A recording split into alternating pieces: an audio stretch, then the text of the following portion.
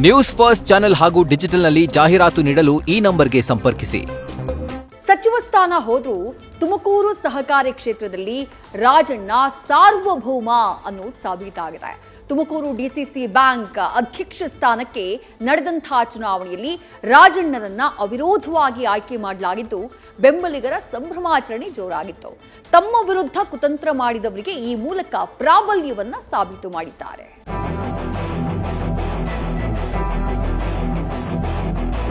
ರಾಜಣ್ಣ ಯಾವತ್ತೂ ನಾನು ಕಾಂಗ್ರೆಸ್ ಬಿಡ್ತೀನಿ ಅಂತ ಎಲ್ಲೂ ಹೇಳಿ, ಇದಕ್ಕಿದ್ದಂಗೆ ಇವ್ರುಗಳೇನೆ ಸೃಷ್ಟಿ ಮಾಡ್ಕೊಂಡ್ಬಿಟ್ರೆ ಅದರ ಅರ್ಥ ಏನಾಗಬೇಕು? 6ನೇ ಬಾರಿ ಡಿಸಿಸಿ ಬ್ಯಾಂಕ್ ಚುಕ್ಕಾಣಿ ಹಿಡಿದ ಮಾಜಿ ಮಿನಿಸ್ಟರ್. ಸಚಿವ ಸ್ಥಾನ ಹೋದ್ರೂ ತುಮಕೂರು ಸಹಕಾರಕ್ಕೆ ರಾಜಣ್ಣ ಕಿಂಗ್.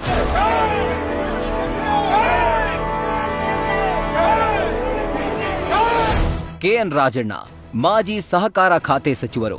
ಕಾಂಗ್ರೆಸ್ನಲ್ಲಿ ಇವರನ್ನ ಡೇರ್ ಡೆವಿಲ್ ಅಂತಾನೆ ಕರೀತಾರೆ. ತಮ್ಮ ನೇರ ನಿಷ್ಠುರ ನಡೆ ನುಡಿಯ ಮೂಲಕವೇ ರಾಜಕೀಯದಲ್ಲಿ ಛಾಪು ಮೂಡಿಸಿರುವ ರಾಜಣ್ಣಗೆ ಇತ್ತೀಚೆಗೆ ಅದೇ ಮುಳುವಾಗಿತ್ತು. ಆದ್ರೀಗ ಮಂತ್ರಿ ಸ್ಥಾನ ಹೋದ್ರೂ ತುಮಕೂರು ಸಹಕಾರಿ ಕ್ಷೇತ್ರದಲ್ಲೇ ತಾವೇ ಕಿಂಗ್ ಅನ್ನೋದನ್ನ ಮತ್ತೊಮ್ಮೆ ಸಾಬೀತು ಮಾಡಿದ್ದಾರೆ. ತುಮಕೂರು ಡಿಸಿಸಿ ಬ್ಯಾಂಕ್ ಅಧ್ಯಕ್ಷ ಸ್ಥಾನಕ್ಕೆ ಅವಿರೋಧ ಆಯ್ಕೆ.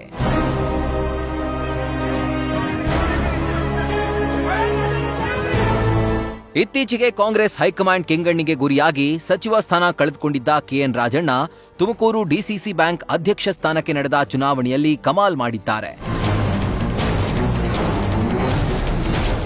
ಇಂದು ನಡೆದ ಚುನಾವಣೆಯಲ್ಲಿ 14 ಜನ ನಿರ್ದೇಶಕರನ್ನ ಒಳಗೊಂಡ ಆಡಳಿತ ಮಂಡಳಿಯು ರಾಜಣ್ಣ ಅವರನ್ನ ಅಧ್ಯಕ್ಷ ಸ್ಥಾನಕ್ಕೆ ಅವಿರೋಧವಾಗಿ ಆಯ್ಕೆ ಮಾಡಿದೆ. ಈ ಮೂಲಕ ಅವರು ಸತತ 6ನೇ ಬಾರಿಗೆ ತುಮಕೂರು ಡಿಸಿಸಿ ಬ್ಯಾಂಕ್ನ ಅಧ್ಯಕ್ಷ ಸ್ಥಾನವನ್ನ ತಮ್ಮ ಕೈವಶ ಮಾಡಿಕೊಂಡಿದ್ದಾರೆ. ಜೊತೆಗೆ ತುಮಕೂರು ಜಿಲ್ಲೆಯ ಸಹಕಾರಿ ಕ್ಷೇತ್ರದಲ್ಲಿ ತಮ್ಮ ಪ್ರಾಬಲ್ಯವನ್ನ ಮತ್ತೊಮ್ಮೆ ಸಾಬೀತುಪಡಿಸಿದ್ದಾರೆ. ಕಸರತ್ತು ಯಾರು ಮಾಡಿದಾರೋ, ಏನ್ ಮಾಡಿದಾರೋ, ಕಿತ್ಕೊಳ್ಳೋರು ಯಾರು, ತಗೊಳ್ಳೋರು ಯಾರು, ಅಂತಿಮವಾಗಿ ಮತದಾರರ ಒಲವು ಯಾರ ಕಡೆ ಇರುತ್ತೆ ಅವ್ರ ಕಡೆ ಅಧಿಕಾರ ಇರುತ್ತೆ. ಸಹಕಾರಿ ಆಂದೋಲನದಲ್ಲಿ 50 ವರ್ಷಗಳಿಂದನೂ ಕೂಡ ನಾನು ಈ ಒಂದು ಸಹಕಾರಿ ರಂಗದಲ್ಲಿ ಕೆಲಸ ಮಾಡಿ ಕೊಟ್ಟಂತ ಜವಾಬ್ದಾರಿಯನ್ನು ಸಮರ್ಪಕವಾಗಿ ನಿರ್ವಹಿಸಿದ್ದೇನೆ ಅಂತಕ್ಕಂಥ ವಿಶ್ವಾಸ ನನ್ನಲ್ಲಿ ಇದೆ.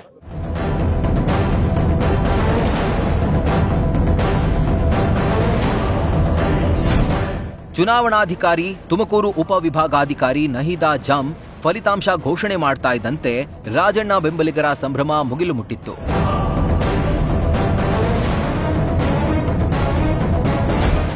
ಸಚಿವ ಸ್ಥಾನದಿಂದ ರಾಜಣ್ಣಗೆ ಕೋಕ್ ವಿಚಾರದಲ್ಲಿ ಷಡ್ಯಂತ್ರ ನಡೆದಿದೆ.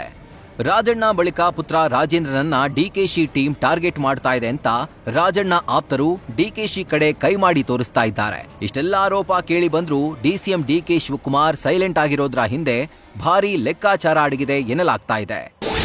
ಡಿಕೆ ಶಿವಕುಮಾರ್ ಹೇಳಿಕೆ ಕೊಟ್ರೆ ಮತ್ತಷ್ಟು ಗೊಂದಲ ಸೃಷ್ಟಿಯಾಗುವ ಸಾಧ್ಯತೆ ಹೆಚ್ಚು. ಹೀಗಾಗಿ ಅನಾವಶ್ಯಕವಾಗಿ ಪಕ್ಷ ಮತ್ತು ಸರ್ಕಾರದಲ್ಲಿ ವಿರೋಧಿ ಸಂಖ್ಯೆ ಹೆಚ್ಚಳ ಆಗಲಿದೆ.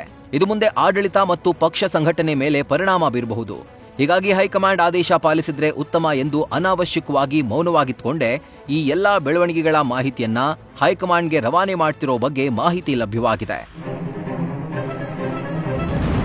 ಕೆಎನ್ ರಾಜಣ್ಣ ಬಿಜೆಪಿಯ ಬಾಗಿಲು ಬಡಿದಿದ್ದಾರೆ ಎಂಬ ಶಾಸಕ ಬಾಲಕೃಷ್ಣ ಮಾತಿಗೆ ಗೃಹ ಸಚಿವ ಡಾಕ್ಟರ್ ಜಿ ಪರಮೇಶ್ವರ್ ಕಿಡಿಕಾರಿದ್ದಾರೆ. ಅತ್ತ ಬಿಜೆಪಿ ಎಂಎಲ್ಸಿ ಸಿಟಿ ರವಿ ಇದೆಲ್ಲ ಊಹಾಪೋಹ, ಬಿಜೆಪಿಗೆ ಬರ್ತೀನಿ ಅಂತ ಅವ್ರು ಹೇಳಿಲ್ಲ, ನಾವು ಕರೆದಿಲ್ಲ ಅಂತ ಸ್ಪಷ್ಟನೆ ಕೊಟ್ಟಿದ್ದಾರೆ. ರಾಜಣ್ಣ ಯಾವತ್ತೂ ನಾನು ಕಾಂಗ್ರೆಸ್ ಬಿಡ್ತೀನಿ ಅಂತ ಎಲ್ಲೂ ಹೇಳಿಲ್ಲ, ಇದಕ್ಕಿದ್ದಂಗೆ ಇವ್ರುಗಳೇನೆ ಸೃಷ್ಟಿ ಮಾಡ್ಕೊಂಡ್ಬಿಟ್ರೆ ಅದರ ಅರ್ಥ ಏನಿದೆ? ಅದರಲ್ಲೂ ಸುಮ್ಮನೆ ಏನೋ ಒಂದು ಕಡೆ ರಾಜಕೀಯ ಮಾತಾಡೋವಂಥದ್ದು ಸರಿ ಕಾಣಿಸ್ತಾರೆ. ರಾಜಣ್ಣ ಕಾಂಗ್ರೆಸ್ನಲ್ಲಿ ಇರ್ತಾರೆ, ಅವರೇನು ನೀವು ಕಾಂಗ್ರೆಸ್ ಬಿಡ್ತೀನಿ ಅಂತ ಎಲ್ಲೂ ಕೂಡ ಅವರನ್ನು ಸಂಪುಟದಿಂದ ಕೈ ಬಿಟ್ಟಾಗಲೂ ಕೂಡ ಅವರೇನು ಹೇಳಿಲ್ಲ. ಎಲ್ಲೂ ಅವರು ನಾವು ಬರ್ತೀವಿ ಅಂತ ಹೇಳಿಲ್ಲ, ನಾವು ಸೇರಿಸ್ಕೊಳ್ತೀವಿ ಅಂತ ಹೇಳಿಲ್ಲ.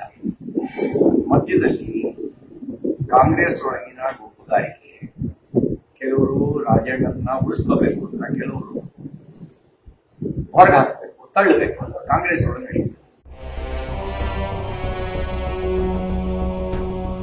ರಾಜಕೀಯ ಷಡ್ಯಂತ್ರ, ಸಚಿವ ಸ್ಥಾನದಿಂದ ಕಿಕ್ಔಟ್, ಬಿಜೆಪಿ ಸೇರ್ತಾರೆಂಬ ಊಹಾಪೋಹದ ನಡುವೆಯೇ ಕೆಎನ್ ರಾಜಣ್ಣ ತುಮಕೂರು ಸಹಕಾರ ಕ್ಷೇತ್ರದಲ್ಲಿ ತಾನೇ ಸಾರ್ವಭೌಮ ಅನ್ನೋದನ್ನ ಸಾಬೀತುಪಡಿಸಿದ್ದಾರೆ. Madhu Ingaladal, news first, Tumakuru. News first ನಿರ್ಭೀತಿಯಿಂದ ನಿಮ್ಮ ಪರವಾಗಿ.